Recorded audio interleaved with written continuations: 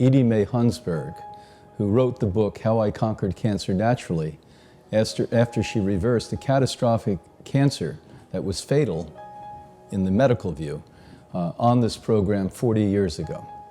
And she started to have tumors grow back without the cancer coming.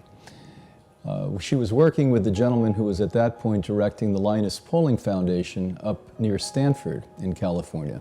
And they determined it was fruit consumption. Now this was completely surprising to us because we believed, as most of the listeners believe, that fruit's natural, it grows on trees, it's perfectly good for us, etc. What a rude awakening. She took fruit out of her diet, instantaneously the tumor growths went away again. We then did studies here at Hippocrates and have continued to do so for more than 30 years now. And we absolutely confirm that fruit sugar feeds cancer, viruses, bacteria, mold, yeast, fungus, low blood sugar and high blood sugar. Practically every one of us have some of that in our body, as well as white sugar does. PET scans, which are, in my opinion, the best diagnostic tool used in allopathic medicine to find cancer. I had a colleague that literally used apple juice sugar. He took a gallon of apple juice, extracted, his graduate students extracted the fructose from that, injected it into 3 patients doing PET scans. Now let me tell you how PET scans work. PET scans work so beautifully because when you inject sugar into the body, the cell goes to eat it that has cancer. And that cell glows in a uniquely different way than a healthy cell. It also now shows us where it's going to metastasize or potentially move to well before we can see it any other way. Again, the apple juice fructose worked just as well as white sugar. There is now no legitimate oncological doctor that I know of at any major university that doesn't warn people of fruit consumption at this stage. Yes, our bodies need glucose, but fruits today have been so manipulated. 85% of the fruits we consume today didn't exist a century ago. They've been hybrid, pretty much man-made, and when they hybrid them, the intent is to make it sweeter and sweeter and sweeter. They've learned, as we all see, the sweeter something is, the more you're going to sell of it.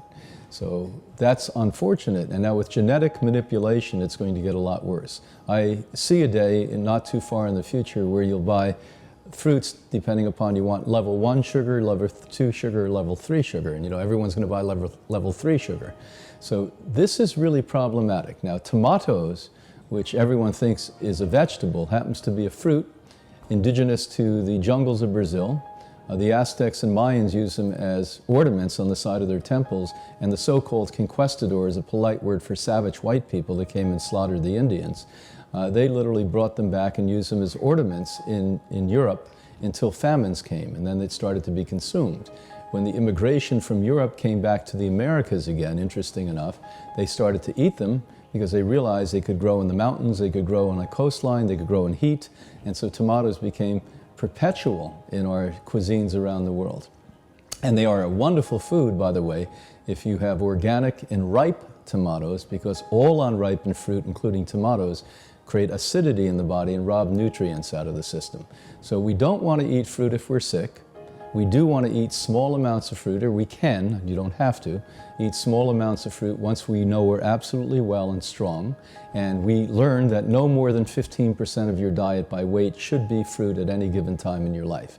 Tomatoes are one of the better ones because it has low sugar, high phytochemical nutrients that prevent cardiovascular problems, prostate problems, breast cancers, etc. We also know that grapefruits, when you are living in a tropical climate and you have them fall to the ground and you know they're ripe, not picked 2 months or 5 months early, are also healthy because they have low sugar and high nutrient phytochemicals in them.